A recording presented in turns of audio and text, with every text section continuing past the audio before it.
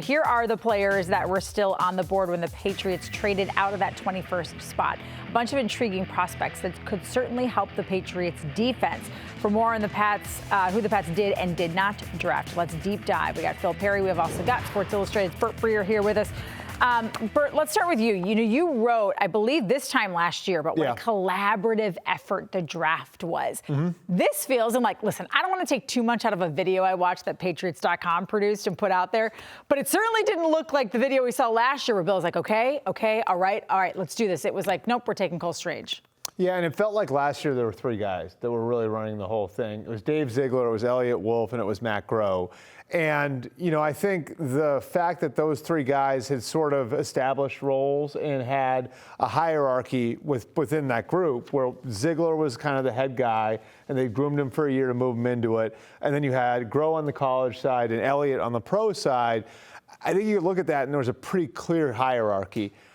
I think it's a little harder to be as collaborative when there's not as clear a hierarchy. And I do think one guy getting promoted over another and then the other guy's role kind of being new and less clear, I think has muddied the waters a little bit. That's just the feeling that I get. And then you've got some younger guys like Steve Cargile, like Cam Williams that are now in elevated roles. And maybe it's caused Bill to pull back a little bit on the collaboration. Well, right. I think that makes a lot of sense. And I think, too, when it comes to the collaboration itself, my understanding of it is, we've known this for a long time. Yeah. Bill's the boss, right? So when they get into this room and Bill makes a decision, there's no pushback. It's Bill's call and it's Bill's pick. And when the pick comes up and he has a guy in mind, that's who it's going to be. There's not going to be, I think the collaboration probably happens before that when they're setting the board and things of that nature. Well, but Bill's the boss in there. Well, the one thing that's interesting that I would add to that is before last year, they didn't have traditional draft meetings to speak of. And that was one thing that I know Ziegler helped establish, where they were going to do things in a more traditional way. And that's where Elliott Wolf was valuable because he was coming in from the outside. So he'd seen it done different ways. I think it takes a while to kind of get those things going where it doesn't matter who's in the room. And I think taking Ziegler out of the room, somebody who had as much institutional knowledge as he did and had been in the office as much as he had, because Groh isn't an in-the-office guy or wasn't before all of this, I think makes a difference. Well, and Phil, to your point, you said you think some of that collaboration happens beforehand. So Bill would obviously have a good idea about whether or not, at least the people around him, how they felt about Cole Strange. What are you hearing about how people felt in the building about this pick? I think they're all on board with the pick. I don't think they went completely off where Bill Belichick, looks at somebody on their vertical board and says, I know he's our 60th ranked player, but that's who we're going to take at 29 here. So I think there was consensus as far as that goes, that the people in the room like Cole Strange. I just think there are some others, that would have love for players, Bert, that win in that range from 21 to 29 that they traded out of, that, you can't help but spend time on these players and look at them and say, that's a talented guy who could probably help us out. Hate to see him go off here. And that's part of the frustration, I think, sometimes. And I think in organizations that are set up this way, it does happen this way where the coach has a lot of power. These guys are working on this stuff year round. And so when you sit there and you're looking at it and you're saying there's a very clear need, and I'm not saying, I don't know what their grades were on Trent McDuffie or Kaiir Elam, but let's use those two as an example. There are a lot of people in the league that believe that those guys have a chance to be high-end players at the position. Yeah. And you trade out of that spot, it can be frustrating for guys who've studied them year-round. So one of our producers got a text last night after the pick that said, someone needs to take the keys away from Grandpa. Is that, when you have guys that are on the board that are higher ranked and I know Bill Belichick often zags when other people zig, but was this a little too far? Does it start to make you question his decision-making skills? My understanding is he's been in the office more this year than in past years, and he's been working harder. And maybe part of that is the brain drain the last few years, losing Josh McDaniels, losing Dave Ziegler the year after losing Nick Caserio. You have a lot of younger guys in bigger roles now than you had before. And so I do think I think Bill's got to be more involved by necessity, because there are guys who are given new responsibilities and maybe are less capable of handling their jobs just because they don't have as much experience doing it. So taking the keys away now, it depends on who you're handing the keys to. Well, I think it feels a little strong on the textures part there. I just think Bill Belichick values things that a lot of people around the league don't value as much anymore. right? We've seen him take running back in the first round. We're seeing him take a guard in the first round. He sees holes on his roster. I think he feels strongly about making sure those are filled so that by the time they get to the season, they feel comfortable with everybody that's in a starting role.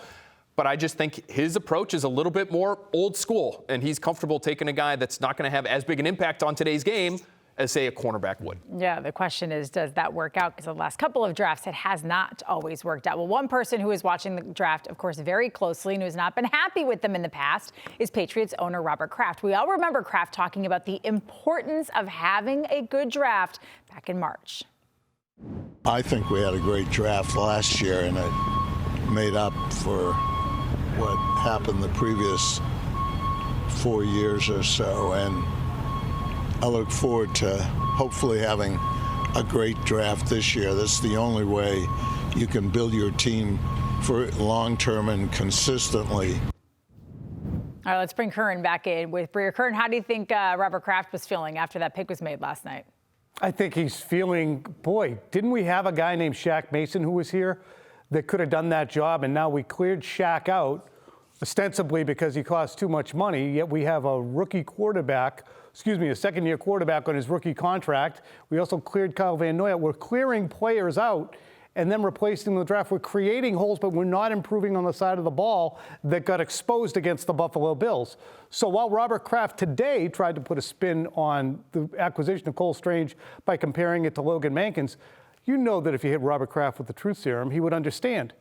When Logan Mankins was taken in early 2005, the Patriots were 32-32 over their previous 34 games. This Patriots team is 17-17 over its past 34. Not the same team, not the same sizzle, and this is a team that doesn't have sizzle with its fan base right now. Bert, how close was Strange to being gone? Like, Bill Belichick said, well, we had to take him, and we would have taken him at 21 because he wasn't going to last much longer. Is that really what was going to happen? I mean, I've been on the phone for the last 18 hours since the draft ended, and I just can't find a team that thinks that he was going to go at the top of the second round. I think there are plenty of teams that felt like he was a solid third rounder. Some teams felt like, okay, maybe he can slip into the back of the second round. But I think the best example might be the Tampa Bay Buccaneers. It appears that that's one of the teams the Patriots were worried about taking him. They pick, of course, after trading down with the Titans at 33rd overall. They have the first pick tonight. My understanding is the Buccaneers did like Cole Strange. They do have a need at guard. Even with Shaq Mason there, they lost their two starting guards from last year, Nally Marpet and Alex Kappa. But the consideration for them would be to take him at 60, not at 33. And so you hear teams like Cole Strange, and that's absolutely true. But I think those teams like him at the end of the second round and into the third round. And so I think he would have been there had they waited till 54. No one has yet uttered a discouraging word about Cole Strange, the player.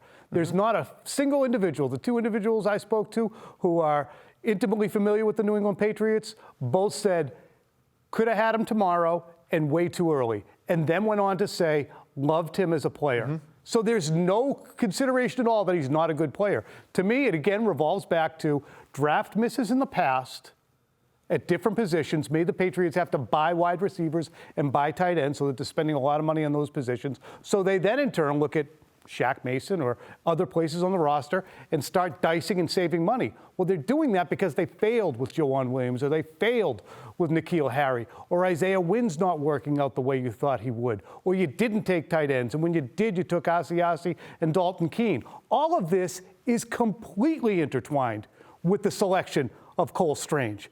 And then when you buffet all the misses at the top of the draft, whether it's Dominique Easley or Cyrus Jones or N'Keal Harry or a swing and a miss on Duke Dawson or Isaiah Wynn, you look at it and say, Bill did the safest possible thing he could so that Robert can't say, well, you blew that one too. No, he plays, Robert. Look, he's a guard. Well, is it maybe then, because listen, Bill Belichick does do a good job for the most part and usually of drafting offensive linemen. It was the safe bet here, the best bet here, Curran. Like, should he try to change and evolve if that's not his wheelhouse? I mean, I'm looking at Yodny Kajust, and he can't play, and he's a third-round pick. And Yalta Froholt's a fourth-round pick, and he can't play. And Isaiah Wynn's played half his games, and then when he finally got on the field for plenty last year, he was one of their worst linemen. So this is, again, to go even deeper, Dante Scarnecchia is not here. Cole Popovich didn't coach last year because of his COVID issues. So It's all intertwined, and it all ties in together. When you end up with Cole Strange, you're going to get some strange looks. And I give Tom Curran an A+ for pronunciation on some of those names. That was pretty impressive, Tom. I think the issue, again, I think is positional value here. And most teams feel like you can find guards, unless you're talking about Quentin Nelson or Zach Martin. And I don't think that's what we're talking about here. You can find guards a little bit later in the draft. And unless you're a team that's like on the doorstep of a Super Bowl, like the Chargers feel like they're really close. So they draft Zion Johnson, who has a chance to be an elite guard. This is a different story. And, you look at what some of their rivals are doing. Look what the Jets did yesterday. And I know there's not a ton of respect in this market for the Jets, but they drafted premium positions. They came away from the first round with an edge rusher, with a receiver, and with a corner. Right. And then look at what the Chiefs did. Chiefs in the AFC Championship game 4 years in a row, 2 first-round picks, edge rusher, corner. You came away with a guard.